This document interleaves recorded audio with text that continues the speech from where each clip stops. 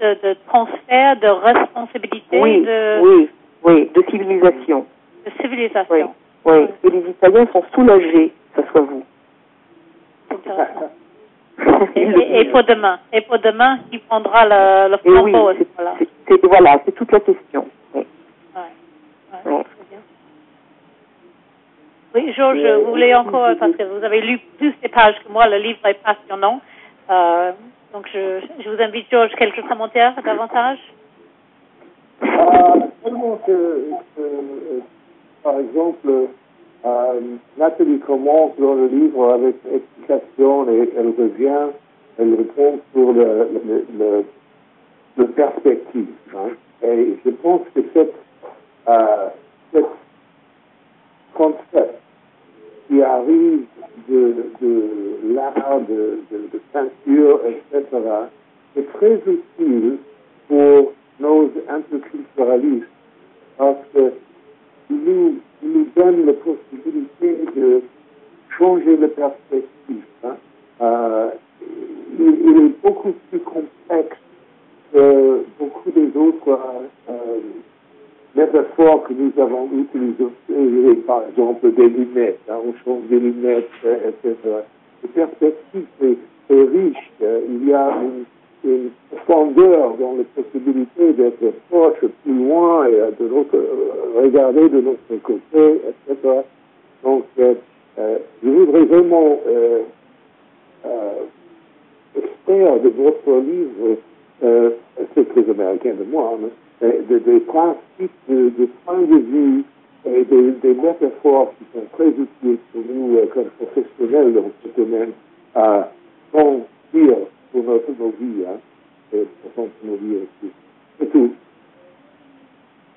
Manuel, j'avais une question pour retourner à une question, deux questions auparavant, je crois que c'était Lina, je sais le nom, qui parlait d'essayer de balancer, de se sentir avec des gros ups and downs, ou swinging to the right, swinging to the left, comme elle a dit. Et je me demandais, Nathalie, si vous aviez quelques commentaires là-dessus, parce que je crois que beaucoup d'entre nous ont fait l'expérience un jour. Par rapport à l'ambivalence, oui, et en plus, je pense, moi, ça fait 25 ans que j'habite aux États-Unis, il y a quand même une période d'intégration qui finit par arriver, où on a moins ces expériences de balancier extrême à la France, à vivre les États-Unis, vivre la France, et autres. Je pense qu'il y aura un peu plus de flexibilité à l'intérieur. Mais je me demandais si vous pouviez nous éclairer sur votre expérience. C'est comme tout processus dans la vie. Je pense que j'ai un petit peu répondu tout à l'heure. Quand j'étais en Californie, c'est-à-dire que je voulais travailler avec un réalisateur qui est lui-même franco-américain, parce que Michael Henry Wilson est franco-américain. Il est lui-même pétri de doute, et il travaille, en fait, le confident de Scorsese, qui est lui-même italo-américain. Donc tout ça fait, on a en fait développé tous ensemble ce regard en coin de outsiderness, c'est-à-dire l'extranéité. Quand je vivais en Sicile, j'étais la française observatrice de la culture sicilienne. Quand j'étais à Philadelphie, j'étais française observatrice de Little Italy, c'est-à-dire de la communauté sicilienne de Philadelphie. Donc j'étais toujours outsider, et on est toujours un peu gaijin, orvin en Normandie, un petit peu goy ou gringo ou yankee des autres, si vous voulez. Donc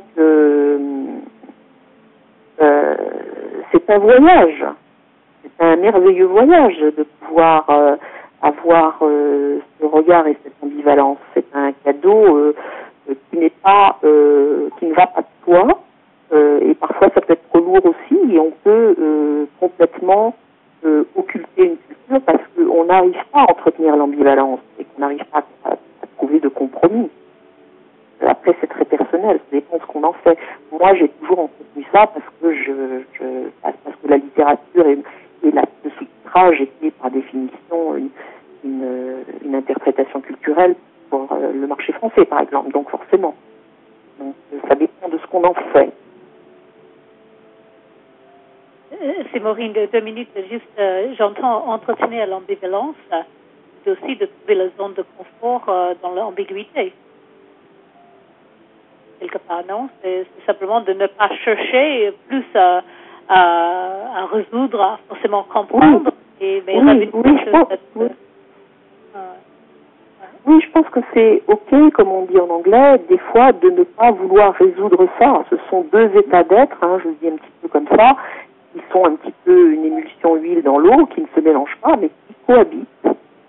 Et il y a quand même l'idée d'un fluide. On est dans une dynamique quand même, c'est pas statique. C'est fluide et dynamique. D'autres questions, parce que malheureusement le temps coule à ce moment-là. Je dirais on ne perd pas le temps, ça se coule. Et donc on a encore après 7 minutes. Une question d'autres écouteurs et écoutrices?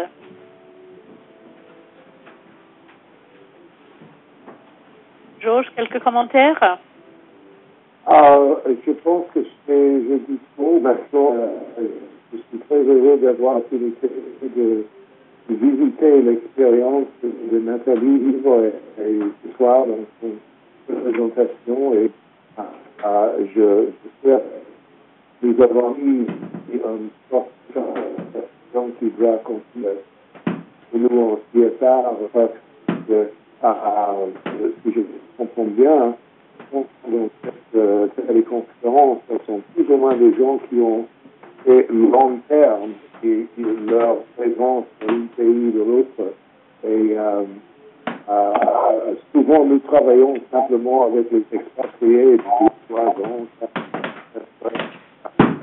Et certainement, il y a le culture shock. Et à l'autre côté, l'intégration, l'institutionnalisation et tous les mots que vous avez utilisés sont très importants pour l'intégrité de nos vies, même personnelles, même professionnelles. Donc, je voulais simplement dire merci. Mais on va tous vous remercier. Je vous remercie.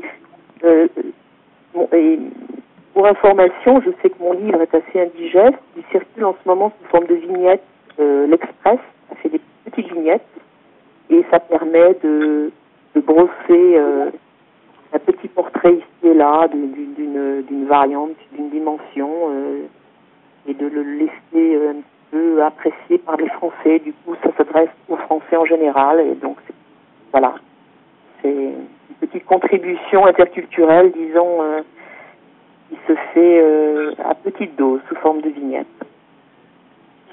Mais vous avez l'intention de le publier parce que c'est vrai que j'ai eu le grand plaisir de l'avoir dans les mains et donc le toucher, ça donne un autre langage.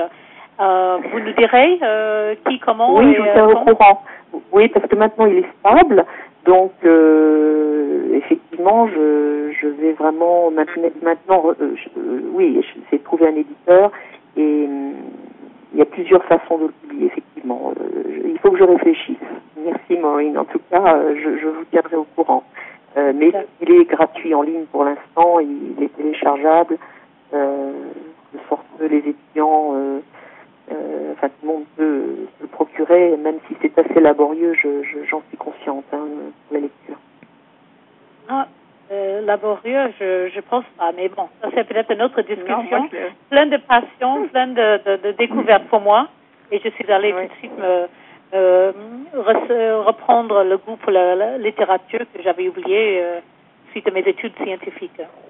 Donc je vais vous remercier pour ça aussi. Nous sommes, c'est vrai, malheureusement vers la fin de celle-ci.